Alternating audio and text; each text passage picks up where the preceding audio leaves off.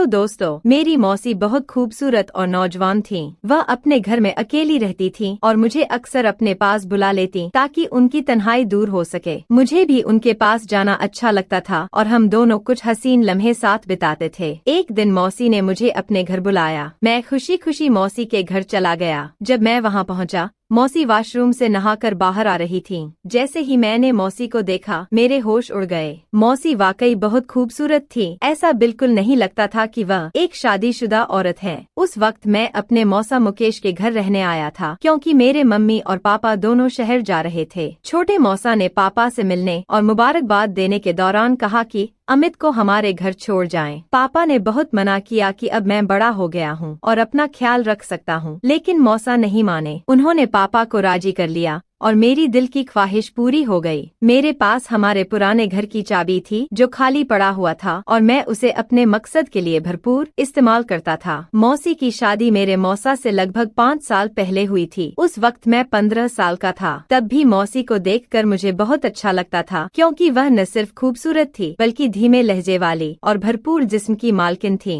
मौसा और मौसी की जोड़ी मिसाल थी। शादी के बाद मौसी का बदन और भी दिलकश हो गया था। खूबसूरत तो वह पहले से ही थी, लेकिन अब उनका हर हिस्सा अपनी तरफ खींचता हुआ महसूस होता था। उस दिन मौसी घर की सफाई कर रही थी और मैं टीवी देख रहा था। मौसी ने मुझसे पूछा, अमित बेटा, आजकल कॉलेज नहीं जाना क्या? मैंने दिल ही दिल में मौसी को बेटा बुलाने पर बुरा मानते हुए कहा, नहीं मौसी, सेमेस्टर खत्म हो गया है, इसलिए 1.5 महीने की छुट्टियां हैं। मौसी ने सर हिलाया और झुककर मेज पर कपड़ा मारने लगी। मुझे समझ नहीं आ रहा था कि क्या करूं और क्या ना करूं। 2 दिन गुजर चुके थे। मुझे मौसी के घर आए हुए अभी कुछ ही दिन हुए थे। रात के खाने पर मौसा ने मौसी और मुझसे कहा कि उन्हें 20 दिन के लिए शहर जाना है। अगर उन्हें ज्यादा दिनों के लिए जाना होता तो वह मौसी को भी साथ ले जाते, मगर इस बार मैं मौसी के घर पर था, इसलिए उन्होंने अकेले जाना उचित समझा। मैंने मौसी की आदतों और दिनचर्या का अच्छी तरह से अवलोकन किया। मैंने देखा कि मौसी चाय का बहुत अधिक सेवन करती हैं और वह चाय हमेशा खुले दूध की बनाती हैं, जबकि मुझे डब्बे के दूध की चाय पीने की आदत है। अगले दिन मैं गेम खेल रहा था और हेडफोन लगाए हुए था। मुझे पता नहीं था कि मौसी मेरे साथ आकर बैठ गई थी और मुझे खेलते हुए देख रही थी।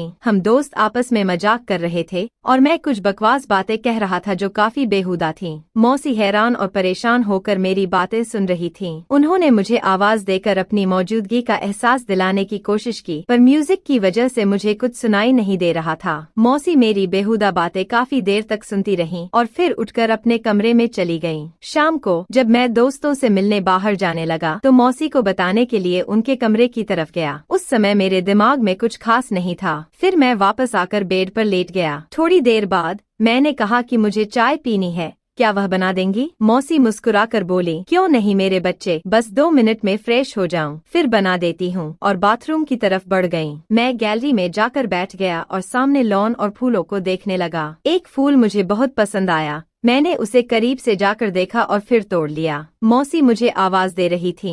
मैंने जवाब दिया, बाहर हूँ। तो वह हाथ में चाय पकड़े बाहर आई, जिसमें 2 कप चाय थे। उन्होंने एक कप मुझे पकड़ाया और दूसरा खुद उठाकर मेज पर रख दिया। मैंने वह फूल जो मैंने पकड़ा हुआ था मौसी की तरफ बढ़ा दिया। मौसी ने मुस्कुराकर फूल मेरे हाथ से ले लिया और कहा, शुक्रिया मेरे बच्चे, मेरे सारे अरमानों पर पानी फिर गया था। मैंने मौसी की तरफ देखा और पूछा, मौसी, आप बोर नहीं होती सारा दिन घर में रहकर? मैं तो बोर हो गया हूँ, कहीं बाहर घूमने चलें। मौसी ने जवाब दिया, नहीं अमित, मैं तुम्हारे मौसा के साथ हर जगह जाती हूँ, लेकिन उनके बिना कहीं नहीं जाती। मैं खामोश होकर चाय पीने लगा। रात के खाने के बाद मैंने एक मूवी लगाई और बैठकर देखने लगा। मौसी भी मेरे पास आकर बैठ गई और मूवी देखने लगी। जब मौसी ने देखा कि मूवी में वही बकवास हो रही है जो मैं दोपहर को गेम खेलते वक्त कर रहा था, तो उन्होंने कहा, अच्छा जी, सारी गालियाँ और बकवास तुमने यहाँ से सीखी हैं। यह तो बहुत गंदी बात है, तुम बहुत बेहुदा जुबान इस्तेमाल करते हो। शर्म से मेरे पसीने छूट गए। मौसी ने फिर कहा, मैं तुम्हारी माँ से बात करूंगी कि वह तुम पर नजर रखें। तुम हाथ से निकलते जा रहे हो। मैंने नजर उठाकर देखा और कहा,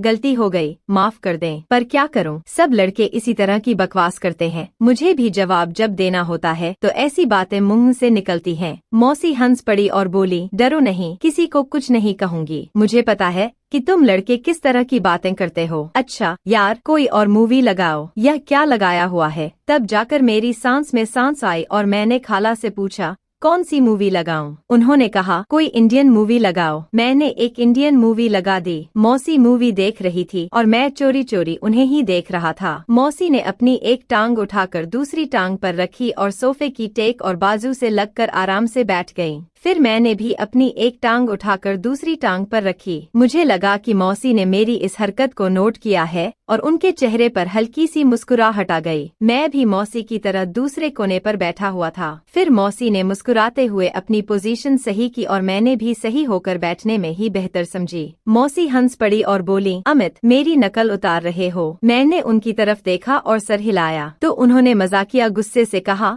क्यों, मुझे तंग करना चाह रहे हो? मैंने लापरवाही से कहा, हाँ थोड़ा सा, और फिर हंस पड़ी। वह बोली, क्यों? मैंने फौरन कहा, यार इतने दिन हो गए हैं, ना किसी की डांट खाई है, ना किसी से जूते, ऊपर से आप इंतहा बोर हैं। उनके माथे पर बल पड़े और उन्होंने कहा, अमित क्या मैं वाकई बोर हूँ? मैंने कहा, पता नहीं मेरा क्या बनेगा अकेले रहकर। मौसी ने मुस्कुराते हुए कहा, तुझे मार खानी है तो मैं लगा देती हूँ। वह मुझे कोई मासूम सा शरारती बच्चा समझ रही थी और यह बात मेरे फायदे में थी। इसी तरह की फजूल बातें करते करते खाला मुझसे काफी फ्री हो गईं। रात के 11 बजे मौसी के मोबाइल पर मौसा का फोन आ गया। वह उठकर अपने कमरे की तरफ चल पड़ी।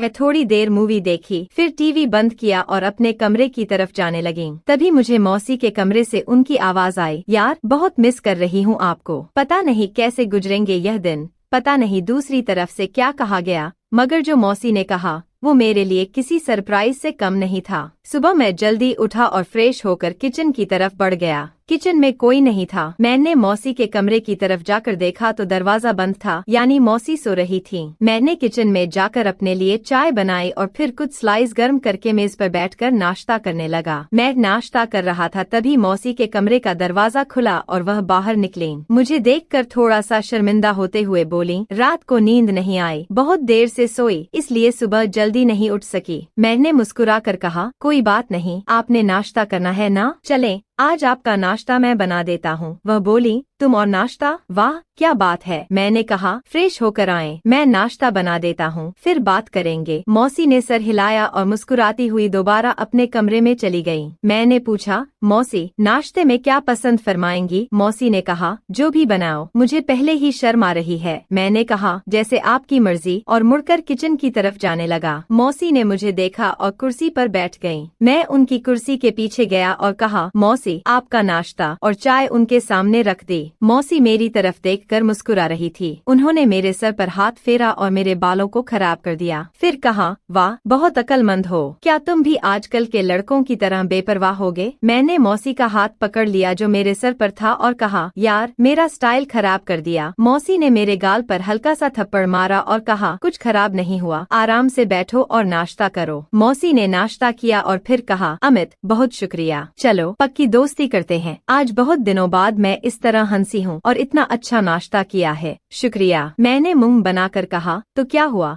मैं आपका दोस्त नहीं हूँ। मौसी ने मेरे गाल पर चुटकी काटी और कहा, दोस्त हो पर कच्चे वाले, आज पक्की वाली दोस्ती कर लो। मैंने अपने गाल मसलते हुए कहा, यार एक तो ये बहुत गंदी आदत होती है आप आंटियों की, गाल ही लाल कर देती हैं। मौसी बनकर हंसने लगी और दोनों हाथों को मेरे कानों की तरफ बढ़ाया तो मैंने दौड़ लगा दी। मौसी हंसते हुए मेरे पीछे दौड़ पड़ी और कहा, रुक, लगाती हूँ तुझे। मौसी रुक गई और मैं अपनी कमर पर हाथ रखकर सांस लेते हुए कहा, ठीक है। फिर वह सामने पड़ी कुर्सी पर बैठ गई। मैं उनके पास गया और कहा, क्या हुआ मौसी? वह एकदम खड़ी हो गई और मेरे दोनों कानों पर चुटकी काट ली और हंसने लगी। मैंने रोने वाली शक्ल बनाते हुए कहा, कोई प्यार की उम्मीद नहीं आपसे, आप तो बहुत बेरहम हो। मौसी ने हंसते हुए मुझे देखा और जहाँ मुझे चुटकी काटी थी वहाँ प्यार से सहलाते हुए कहा, यार सॉरी। मौसी मुझसे अलग हुई और कहा, अच्छा मैं चेंज करके आती हूँ। फिर वो सामान लाना है, वो ले आते हैं मार्केट से। मैंने कहा, ओके, मैं भी चेंज कर लूं, शायद कोई लड़की पसंद कर ले और मेरी भी मौज हो जाए। मौसी मुस्कुराते हुए एक थप्पड़ मेरी कमर पर मारा और कहा, बाज आ जाओ अमित। मैंने हैरानी से कहा, किस चीज से? बोली, अपनी तूफानी हरकतों से। मैंने कहा, यार जिंदगी में थोड़ा रंग भी होना चाहिए, वरना तो सारी उम्र आप मुझे किसी काम का नहीं छोड़ेंगी। मौसी को पहले मेरी बात की समझ नहीं लगी, मगर जब लगी तो अपने पाँव से जूती उतारते हुए कहने लगी, शर्म कर। मैं हंसता हुआ अपने कमरे में घुस गया। थोड़ी देर बाद मैं कमरे से बाहर आया और सोफे पर बैठकर टीवी देखने लगा।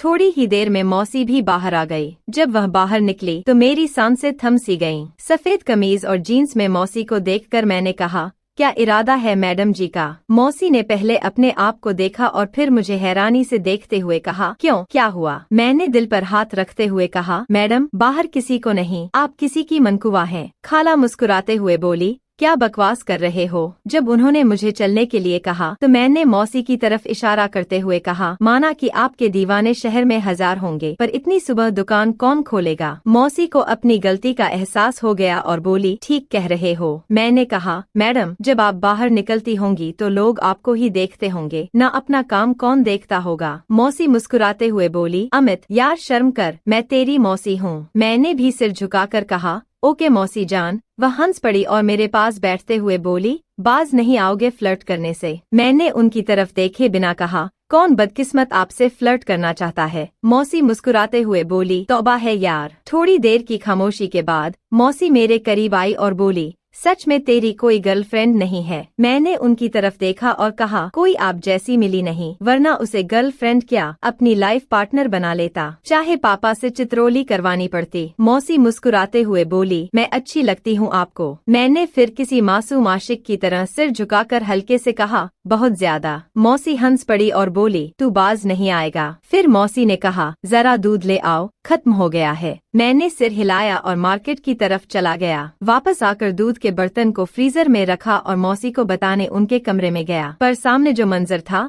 वह पागल कर देने के लिए काफी था। मौसी शायद नहा कर निकली थी और यह वक्त कहर बरसा रहा था। मेरी हालत ऐसी हो गई कि टांगों में जान ही ना रही। मैं पलटने ही वाला था कि मौसी ने आवाज देकर पूछा, ले आए हो दूध? मेरे हलक से जैसे आवाज ही नहीं निकल रही थी। मैंने सर हिलाया तो मौसी आहिस्ता आहिस्ता कदमों से चलती हुई मेरी तरफ आई और मेरे चेहरे के नीचे हाथ रखकर पूछा, क्या हुआ? मैंने चेहरा ऊपर उठाया और उनकी आंखों में देखते हुए कहा, कुछ नहीं। मौसी ने मेरी आंखों में देखा और कहा, अमित सच सच बताओ, मेरा इस तरह तुम्हारे सामने आना अच्छा है क्या? मैंने सर हिलाया और दोबारा सर झुकाकर कहा, अगर आपको लग रहा है कि मैं आपकी तरफ आकर्षित हो रहा हूँ तो आप गलत हैं। माना कि आपका जिस्म आपकी मोहब्बत के इजहार का जरिया है, लेकिन यही सब कुछ नहीं है। मौसी ने एक लंबा सांस लिया और मुझे इस तरह देखा जैसे मैं दीवाना हूँ। फिर मैंने दोबारा सर उठाया और कहा, पर मैं यह भी नहीं चाहता कि आप थोड़ी देर के लिए मुझे अपनाएं और फिर जिंदगी भर के लिए मुझे अपने दीदार से महरूम कर दें। मौसी के लिए यह बहुत नाजुक मसला था। फिर वह एक तरफ बेड पर बैठ गई और कहा, मेरे पास आओ, यहाँ बैठो। मैं आराम से चलता हुआ उनके पास बैठ गया। उन्होंने मेरा हाथ पकड़कर अपने दूसरे हाथ पर रखा और कहा, अमित, जो मिल जाए इस पर शुक्र करना चाहिए। मौसी के जहन में क्या चल रहा था और उस वक्त वहाँ से मैदान जंग छोड़कर भाग जाने वाली बात थी। मैं सुकून से कमरे में वापस आ गया। तभी मुझे लगा कि मौसी अंदर रो रही हैं। उनके सिसकने की आवाज बाहर तक आ रही थी। मैं दरवाजे के पास गया और कहा,